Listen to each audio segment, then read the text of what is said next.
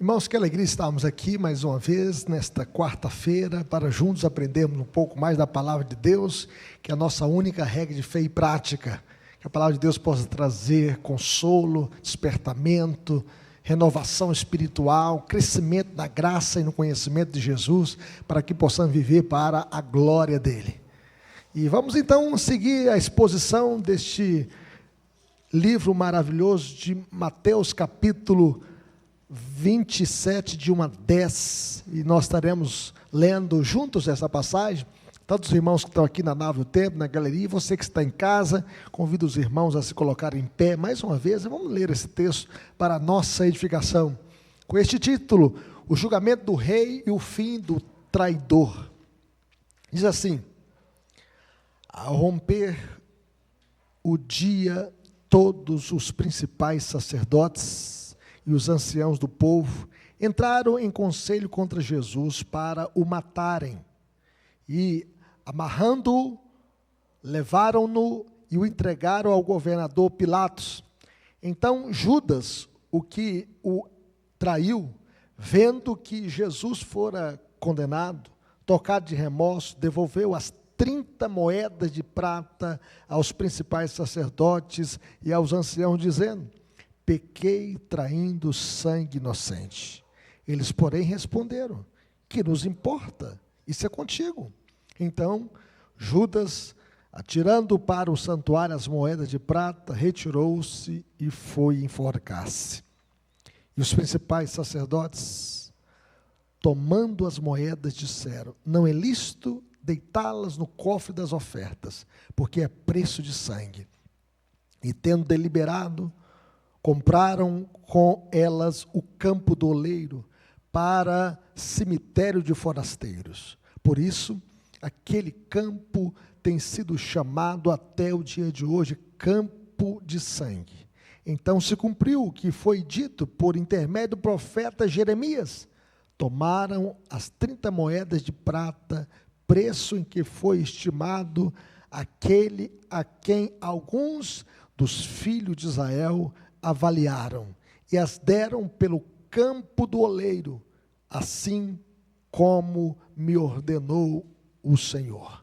Que Deus nos abençoe. Vamos falar com Deus. Pai querido, fale conosco por meio da tua palavra, Senhor, que possamos entendê-la e aplicá-la na nossa vida. Nós queremos, ó Deus, tirar desse texto lições que possam marcar a nossa vida hoje e para sempre. Toca na nossa mente, no nosso coração, para que a tua palavra possa queimar o nosso peito, ó Deus, para que possamos viver ao lado de Jesus e amá-lo de todo o nosso coração.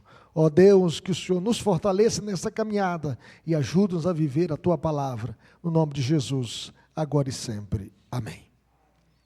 Poder sentar. Jesus, o Rei dos Reis, está sendo tratado como se fosse um criminoso, como se fosse um malfeitor. A liderança religiosa de Israel, que deveria reconhecer o Messias, conspira para destruí-lo. E Judas, aquele que caminhou com Jesus, que ouviu os seus ensinos, que viu os seus milagres, cai em desespero após traí-lo, em profunda depressão, tristeza, abatimento e remorso. E aqui nós temos duas cenas trágicas. Primeiro, uma religião sem Deus, entregando o Filho de Deus. Os líderes religiosos, tomados pelo ódio, entregaram o rei dos reis a um governador pagão, que estava reinando ali na Judeia, de 26 até 36 da era cristã, que era Pilatos. Um traidor dominado pelo remorso, que não encontra esperança, que não encontra conforto. Judas, então, consumido pelo remorso, ele tira a sua própria vida. Dessa forma, a palavra de Deus, meus irmãos, nos convida a refletir qual é a nossa resposta diante do rei e da nossa culpa. Nós podemos observar dois momentos importantes: a entrega de Jesus a Pilatos. Nós podemos ver que o Sinédrio se reuniu durante a madrugada inteira para fazer uma acusação formal contra Jesus. Os líderes religiosos que deveriam ser pastores do povo se tornaram assassinos. Pilatos era um governante cruel, arrogante, insensível, que odiava os súditos judeus e não se esforçava para entendê-los. Jesus, então, o inocente, é levado a Pilatos, a autoridade romana, para ser condenado como Cordeiro de Deus que tira o pecado do mundo. E nós podemos ver a outra cena, o fim de Judas, o traidor, aquele que traiu Jesus por 30 moedas de prata, porque ele era amante do dinheiro, ele amava o dinheiro acima de Deus, acima de tudo nesta vida. E ele deu o cabo da sua própria vida, ele deu um fim em sua própria vida por remorso. A grande ideia dessa passagem, meus irmãos, é que enquanto os homens tramam contra o rei, e Judas é destruído pelo remorso, Deus continua cumprindo soberanamente o seu plano de redenção. E nós podemos ver isso em algumas partes. Em primeiro lugar, a justiça é pervertida pelos religiosos. Veja o que diz o verso 1 e 2, vamos ler nesse texto? Ao romper o dia, todos os principais sacerdotes e os anciãos do povo entraram em conselho contra Jesus para o matarem, e amarrando-o, levaram-no e o entregaram ao governador Pilatos. Nós podemos ver que eles tramaram, que eles planejaram, que eles conspiraram a morte do Filho de Deus.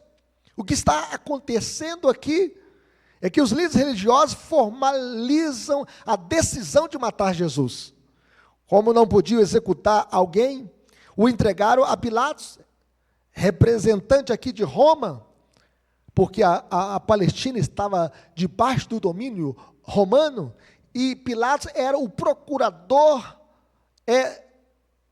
da Judéia, e ele que deveria executar, ele tinha poder sobre a vida e a morte, porque ele era representante de Roma. Os líderes religiosos não podiam executar a pena capital, a pena de morte. Os líderes religiosos se unem ao amanhecer para dar aparência legal à sua conspiração. Eles tinham acusado Jesus de blasfêmia, dizendo é réu de morte. Entregam Jesus a Pilatos, pois eles não podiam executar ninguém, mas desejavam a sua morte.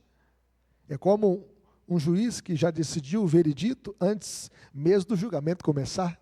Ele já tem a sentença no bolso pronta. Antes mesmo do julgamento começar, ele já tem a sua decisão. Eles entram em conselho, eles entraram em conselho contra Jesus para o matar, diz o texto. Eles tomam uma decisão religiosa e política sem base na justiça, sem fundamento justo. O julgamento de Jesus foi marcado por pressa e ilegalidade. Mesmo sabendo que não havia crime, os líderes religiosos conspiram para a sua morte. Os líderes que deviam ser justos, probos, honestos, tramam a morte de um inocente. E por que isso é grave, meus irmãos? Porque Jesus é o rei legítimo, o justo, o Messias. Em vez de ser reconhecido, ele é rejeitado pelo seu próprio povo. E a Bíblia diz que Jesus veio para o que era seu, e os seus não o receberam, rejeitaram o próprio Filho de Deus, o Messias, o Cristo. A religião, meus irmãos, sem coração é perigosa, e ela pode fazer atrocidades em nome de Deus. E a decisão aqui dos líderes religiosos mostra como o coração religioso pode estar longe de Deus. Não basta ser apenas religioso, não basta ter apenas uma religião, precisa ter um coração transformado pela graça de Deus. Jesus já havia dito: este povo me honra com os lábios, mas o coração está longe de mim. Este povo tinha muita religião, mas um coração longe de Deus, longe do Senhor. Podemos ter aparência de piedade, meus irmãos, mas o coração frio e endurecido contra Deus. Era assim o coração dos líderes judaicos. Quantas vezes rejeitamos Jesus para manter o controle da nossa vida? Os líderes religiosos colocaram o poder, o orgulho, a fama, a glória acima da verdade, acima da vontade de Deus. Será que fazemos o mesmo quando Jesus confronta o nosso pecado e a gente quer seguir o nosso próprio coração, dizendo: meu corpo, minhas regras, quem manda no meu nariz sou eu, quem manda... E a gente então rejeita a Cristo e a sua vontade, a sua palavra. Siga a Cristo e não o seu coração enganoso. Siga a Cristo e não os influenciadores da internet. Siga a Cristo. Você é um seguidor de Cristo. Você é um seguidor do Evangelho de Cristo. Siga ao Senhor com todo o seu coração. Mas em segundo lugar, nós podemos ver nessa passagem, o remorso sem arrependimento leva à destruição.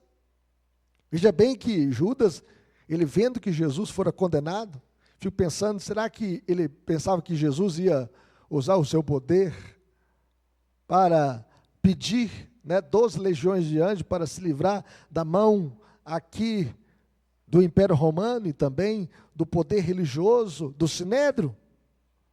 O texto diz que Judas, vendo que Jesus fora condenado, ele, tocado de remorso, foi e enforcou-se. A pergunta que nós devemos fazê-la: Judas se arrependeu?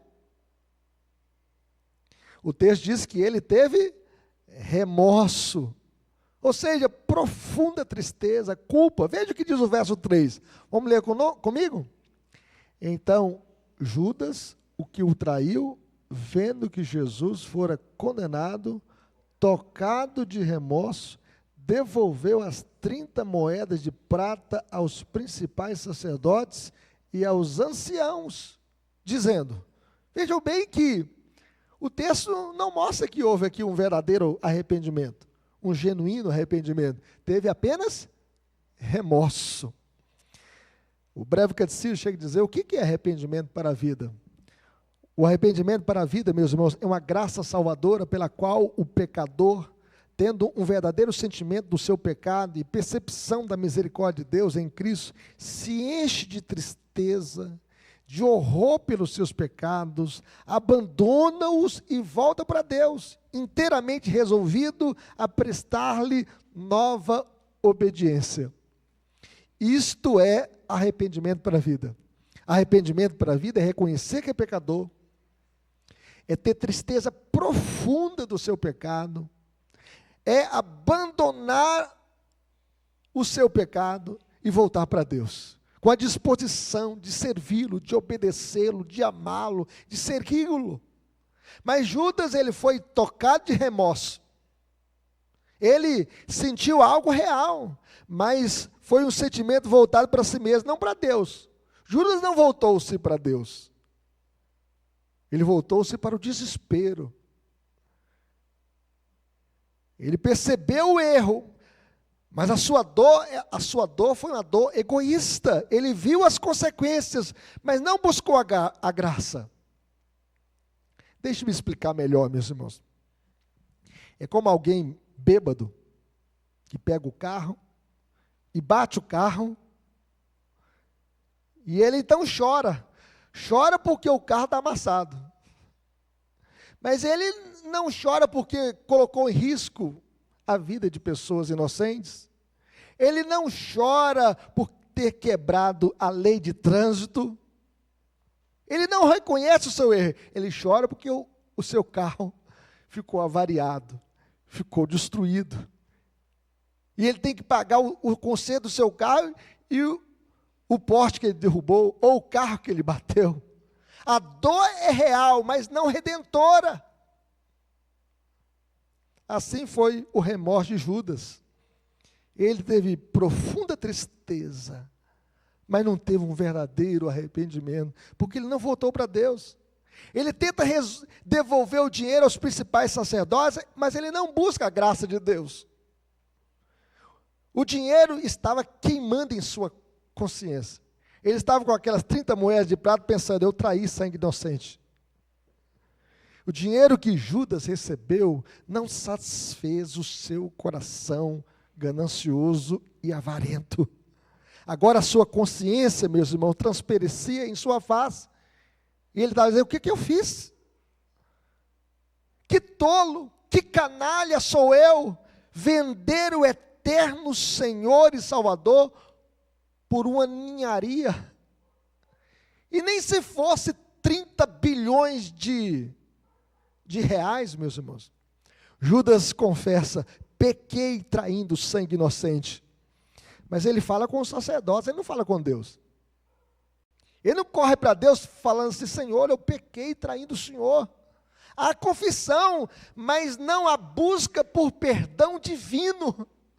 Ele não acerta o seu ponteiro com Deus, a sua vida com Deus. Ele não corre para Deus, ele corre para os líderes religiosos.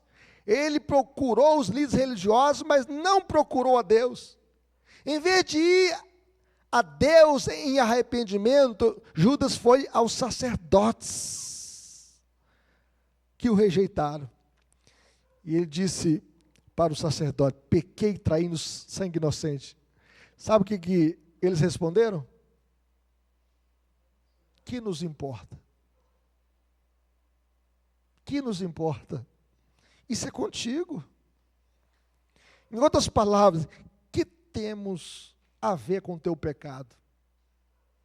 O problema é seu. Tem muita gente assim, meus irmãos, que às vezes joga o outro no buraco, e quando o outro está lá no buraco, em vez de tentar tirá-lo de ali, joga a terra por cima ainda. E pisa na cabeça dele. É o que fizeram aqui esses sacerdotes, esses anciãos. O problema é seu. O problema é seu. Tem muita gente que às vezes quer a sua desgraça e prepara a casinha para você cair, e quando você cai, ele diz: bem feito. E quando você pede ajuda, ele te diz: o que nos importa? O problema é seu. Cada um por si e Deus por todos. Ainda fala isso ainda, como se fosse uma expressão cristã. Meus irmãos, no entanto, eles eram tão responsáveis quanto Judas traindo sangue inocente. Eles nem têm dor de consciência que estão traindo sangue inocente. O próprio Judas fala assim: eu traí sangue inocente. Eu andei com este homem durante 3 anos e meio. Eu vi os seus milagres, eu ouvi os seus ensinos, eu vi a sua vida. Nenhum dolo saiu da sua boca, nenhuma palavra profana eu ouvi dos seus lábios. Eu traí sangue inocente, esse homem só me fez bem, e eu o traí. Judas, meus irmãos, não entregou o dinheiro de forma tranquila. O texto diz aí no verso 5, vamos ler comigo? Então Judas, atirando para o santuário as moedas de prata, retirou-se e foi enforcar-se. Segundo Sproul, Judas estava com ódio não somente das moedas de prata, mas dele próprio. Ele estava com ódio dele mesmo, portanto decidiu dar cabo não só das moedas, mas também de si mesmo. Por isso ele se retirou desesperado e procurou, quem sabe, uma árvore mais perto da sua casa, e pegou uma corda e amarrou nesse arvoredo e passou no seu pescoço e atirou-se no espinhadeiro. Ah, meus irmãos, que triste fim de um apóstolo, de um discípulo de Jesus. Ele atirou o dinheiro no santuário do jeito mais violento possível e foi embora. E o seu fim foi enforcamento. Ele enforcou-se, morreu com a culpa porque não buscou o perdão. Ele buscou o desespero. Tem gente assim. Em vez de buscar a Deus, busca resolver os seus problemas com as suas próprias mãos, dando cabo da sua própria vida. Mas vai piorar mais ainda. Porque ele se atirou no abismo, atentou contra a sua própria vida e foi para o inferno. Ninguém tem o direito de tirar a sua própria vida. Ele não fez como Pedro. Pedro também pecou. Nós vimos aqui domingo passado, Pedro negou Jesus 3 vezes, dizendo: eu não conheço tal homem. Depois ele diz com juramento: eu tomo Deus por testemunha, eu não conheço tal homem. Como a criada insistiu, ele diz com juramento e maldições. Maldito seja aquele que me acusar, eu conheço tal homem. E quando ele negou Cristo 3 vezes, o galo cantou e ele caiu em si e chorou amargamente. Ele se lembrou das palavras de Jesus. E ele chorou amargamente. E Jesus o restaurou no colégio apostólico, porque ele voltou o seu coração para Cristo. Jesus teve um encontro com Pedro, e diz: Pedro, tu me amas? Ele diz: Senhor, eu te amo, então apacenta as minhas ovelhas. Pedro, tu me amas? E ele diz: eu te amo, Senhor, então apacenta as minhas ovelhas. E o Senhor Jesus perguntou pela 3ª vez, e Pedro ficou triste. E Jesus perguntou: tu me amas? Senhor, tu sabes todas as coisas, e tu sabes que eu te amo, então apacenta as minhas ovelhas. Pedro pecou, mas chorou amargamente, e voltou o seu coração para Jesus, consertando a sua vida com Jesus. Deixe-me contar uma ilustração, meus irmãos. 2 homens caem num buraco. Um aceita a mão estendida, o outro afasta por orgulho e rejeita a ajuda. Um é salvo, o outro morre. É o caso aqui. Pedro e Judas caíram no mesmo buraco, negando a Cristo, traindo a Cristo. Mas um se voltou para Cristo e recebeu a mão amiga, a graça de Jesus. Mas o outro cavou mais fundo o poço, correndo para o seu desespero. O remorso, meus irmãos, tenta resolver o pecado sem passar pela cruz. Não tem jeito de resolver o pecado sem olhar para a cruz. Em vez de a gente olhar para o espelho, nós devemos olhar para a cruz. Porque quando a gente olha para nós mesmos, não há esperança em nós. A esperança nossa está na cruz. Nós devemos olhar para a cruz, porque na cruz, Jesus resolveu o nosso maior problema, derramando o seu sangue para nos purificar de todos os nossos pecados. Nós lemos aqui em Isaías 53, que Jesus ele foi traspassado pelas nossas transgressões, ele foi moído pelas nossas iniquidades, e o castigo que nos traz a paz estava sobre ele, pelas suas pisaduras fomos sarados.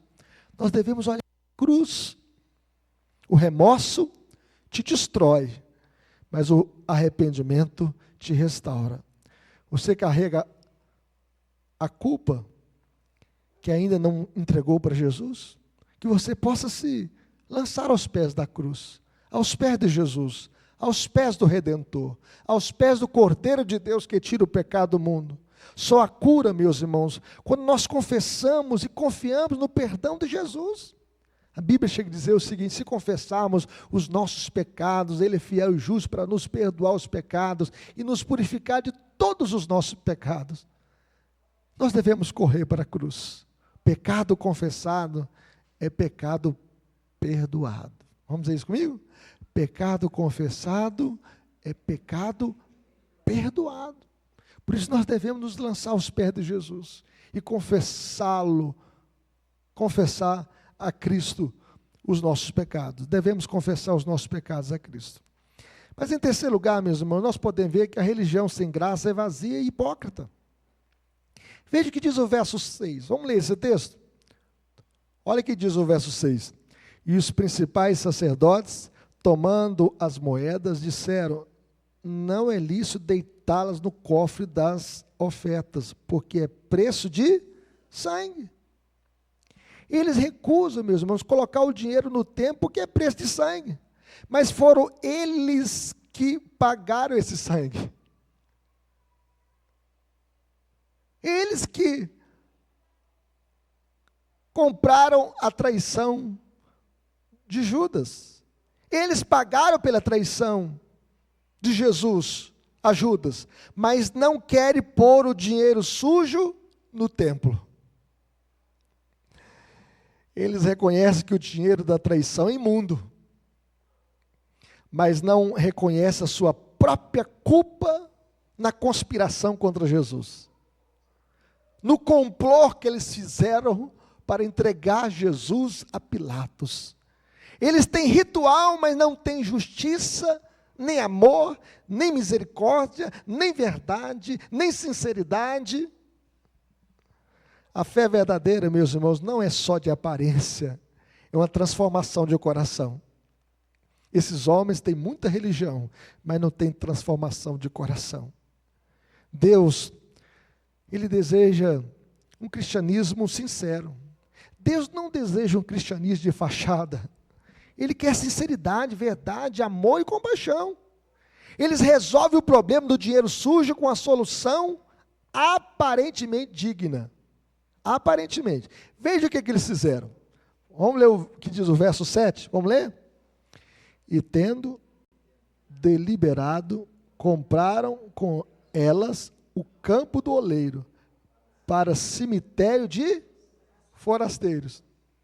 Eles falaram, vamos fazer uma caridade. Vamos pegar esse dinheiro, vamos comprar um terreno e vamos fazer um cemitério. Por quê? Os peregrinos, eles iam a Jerusalém participar de 3 festas. A festa da Páscoa, a festa de Pentecostes e a festa dos tabernáculos. Aí chegando lá em Jerusalém, a pessoa participando da festa, cidade cheia, a pessoa sofre um mal súbito, um infarto, não tem onde sepultar aquele forasteiro, aquele estrangeiro. Ah, agora tem um campo de sangue. Vamos fazer caridade. Vamos comprar um jazigo, né, e sepultar os peregrinos que estão aqui na festa e por alguma eventualidade morreram. Meus irmãos, através do preço do sangue, um lugar de descanso após a morte é providenciado para os estrangeiros. Os líderes religiosos tentaram ser puros com dinheiro sujo. Isso é o que? É hipocrisia. Isso é a mesma coisa que a pessoa, né, faz uma viagem no carro aí e leva o carro cheio de droga. Aí vende, ganha, né, 2 milhões. Agora eu vou dar uma oferta para ajudar na construção da igreja. Deus não aceita esse dinheiro sujo. Aquele campo se tornou o quê? Símbolo de vergonha e incoerência. Veja o que diz o verso 8, vamos ler? Por isso, aquele campo tem sido chamado até o dia de hoje, campo o quê? De sangue. Sem Cristo, meus irmãos, nossa história termina como campo de sangue, culpa, condenação e vazio. Esse campo de sangue se tornou o campo de símbolo de incoerência, hipocrisia e vergonha. O campo de sangue lembra traição e morte, mas na cruz, onde o sangue de Jesus foi derramado, lembra perdão, salvação e redenção. Só na cruz, nós temos a redenção para todos os nossos pecados. Não adianta a gente querer procurar outro jeitinho. Não tem um jeitinho brasileiro, é a cruz. Só na cruz nós temos vida, perdão e redenção. Mas finalmente, meus irmãos, a soberania de Deus transforma tragédia em redenção. Veja o que diz o verso 9 e 10. Vamos ler comigo esse versículo 9 e 10? Todos juntos? Então, se cumpriu o que foi dito por intermédio do profeta Jeremias. Tomaram as 30 moedas de prata, preço em que foi estimado aquele a quem alguns dos filhos de Israel avaliaram, e as deram pelo campo do oleiro, assim como me ordenou o Senhor. O que parecia ser um desastre, um discípulo traindo Jesus, já estava escrito nas Escrituras. Deus não foi pego de surpresa. Mateus une elementos aqui de Jeremias, capítulo 19, 32, e Zacarias, capítulo 11, verso 12 e 13, para mostrar que Deus orquestra até os detalhes mais obscuros. Veja bem que nada está fora do plano de Deus, meus irmãos, do plano eterno de Deus, até os detalhes, as moedas, o campo, a traição estavam debaixo do controle de Deus, da soberania de Deus. A Bíblia diz, meus irmãos, que até os cabelos da nossa cabeça estão contados. A Bíblia diz que não cai um pardal de uma ave se não for do consentimento de Deus. Deus não causou o pecado, mas usou os atos humanos para realizar a sua salvação.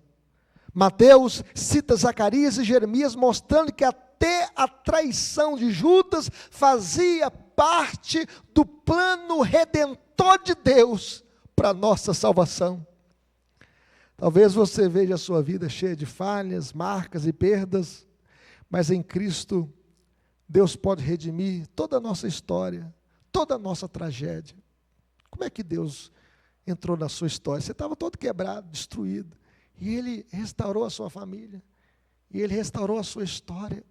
É assim que Jesus faz na nossa vida. Ele transforma o mal em bem.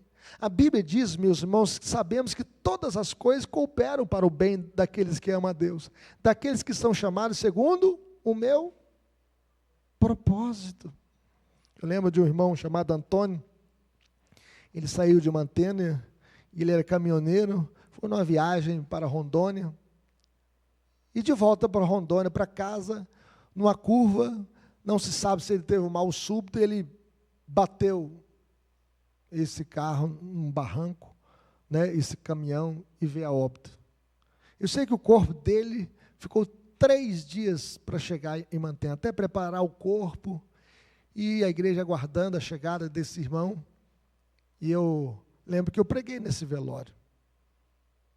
Havia uma tristeza no coração da viúva, dos filhos, e ela estava tão triste que ela nem queria que cantasse. Nós não cantamos, foi o único velório que nós não cantamos, a pedido, né, da viúva, nós não cantamos nesse velório. Mas eu preguei a palavra de Deus, para consolo da família.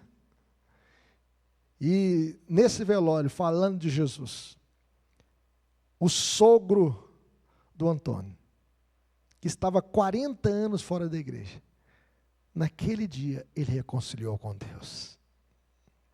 Aquilo que parecia ser uma tragédia para a família, foi salvação para o sogro do Antônio, 40 anos fora da igreja. Jesus o chamou naquela manhã, no culto de velório. O Senhor Jesus transformou o mal em bem. Nada foi por acaso, meus irmãos. Quando a gente olha aqui, nada foi por acaso. Nem mesmo a quantia paga por Jesus, 30 moedas de prata, estava escrito nos profetas, Zacarias e Malaquias, que Jesus seria vendido por 30 moedas de prata. Isso revela que Deus não apenas conhece o futuro, Ele governa soberanamente todas as coisas. Nós podemos ver que numa tapeçaria, vista por trás, parece um emaranhado caótico. A gente só vê fios. Já viu alguém bordando, né, um quadro? Do lado de baixo a gente só vê fios, todos desconexos.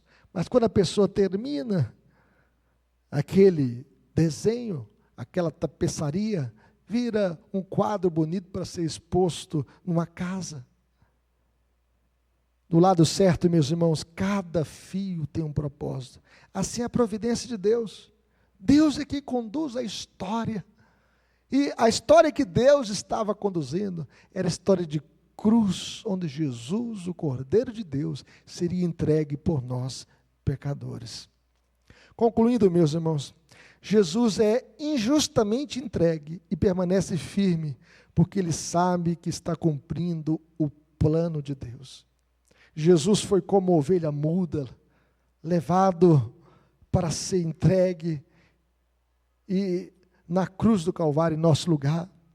Judas é destruído pelo remorso, porque rejeita a graça. Os líderes se afundam em hipocrisia, mantendo rituais, mas ignorando a justiça. Mas Deus soberanamente está dirigindo tudo para a cruz, onde há perdão, graça, luz, salvação, redenção e reconciliação, porque Deus estava em Cristo reconciliando o mundo. Aplicações para a nossa vida, meus irmãos. Como viveremos? Em primeiro lugar, rendendo-se ao Redentor, que foi traído e se entregou por você. Jesus se entregou como o Cordeiro de Deus que tira o pecado do mundo. Jesus sofreu, foi vendido, foi rejeitado, para que você fosse aceito e salvo. Renda-se aos pés do Redentor, renda-se aos pés da cruz, renda-se aos pés do seu Salvador. Mas em segundo lugar, como viveremos? Não confundir remorso com arrependimento. Tristeza não salva. Só o arrependimento diante de Deus leva a vida. Judas sentiu remorso, mas morreu perdido. Morreu em desespero. Morreu atentando contra a própria vida. Em vez de procurar a cruz, ele procurou a corda. Em vez de correr para o Salvador, ele correu para o abismo, para a destruição. Pedro se arrependeu. Pedro foi restaurado. Remorso é tristeza que leva à morte. Arrependimento é tristeza que leva à vida. Eu gostaria que você abrisse sua Bíblia em 2 Timóteo, capítulo 2, versículo 10. 2 Timóteo, capítulo 7, versículo 10, desculpa. 2 Timóteo 7, 10. Abra sua Bíblia. Você que está em casa também, abra a sua Bíblia em 2. Eu falei Timóteo? Não, desculpa. 2 Coríntios 7, 10. Desculpa. Eu falei errado, não é 2 Timóteo, não. 2 Coríntios 7, 10. Já estou aberto com ele. 2 Coríntios 7, 10. Todos juntos? Porque a tristeza, segundo Deus, produz arrependimento para a salvação, que a ninguém traz pesar. Mas a tristeza do mundo produz morte. A tristeza, segundo Deus, produz arrependimento para a salvação, que a ninguém traz pesar, mas a tristeza do mundo produz morte. Examine a sua dor. É tristeza segundo Deus ou é culpa humana? É tristeza segundo Deus que te leva para o arrependimento e volta para Deus? Ou é tristeza segundo o mundo que te leva para a morte e destruição? Então, não confunda remorso com arrependimento. Quem tem arrependimento quer acertar a vida com Deus. Quem tem arrependimento quer acertar a vida com as pessoas. Quem tem arrependimento quer servir a Deus. Quem tem arrependimento quer viver para a glória de Deus. Quem tem arrependimento busca Deus com todo o seu coração. Quem tem arrependimento quer andar nos caminhos de Deus. Mas quem tem remorso, ele procura o caminho da morte, do desespero. Ele atenta contra a própria vida. Então examine a sua dor. É tristeza segundo Deus ou é apenas culpa humana? Mas em terceiro lugar, meus irmãos, como viveremos? Confiando no plano de Deus, mesmo quando não faz sentido. Confie no plano de Deus. A cruz parecia derrota, mas era o caminho da nossa redenção. O caminho da nossa reconciliação e da nossa salvação. A cruz não foi acidente. Não foi um erro de percurso. Foi o plano eterno de Deus para a nossa salvação. É plano de Deus. A cruz já estava na agenda de Deus desde a eternidade para nos comprar e para nos redimir com o sangue de Jesus. Mas finalmente, meus irmãos, como viveremos? Descansando na soberania de Deus. Deus é soberano. Deus é quem dirige a nossa história. Todas as coisas estão nas mãos de Deus. Deus não perde o controle mesmo quando o mundo está em crise. O mundo está em crise. O mundo que nós vivemos é um mundo quebrado, mas Deus não perdeu o controle de nada. Deus continua guiando a história e a história do seu povo e a história da nossa redenção. Que Deus nos abençoe.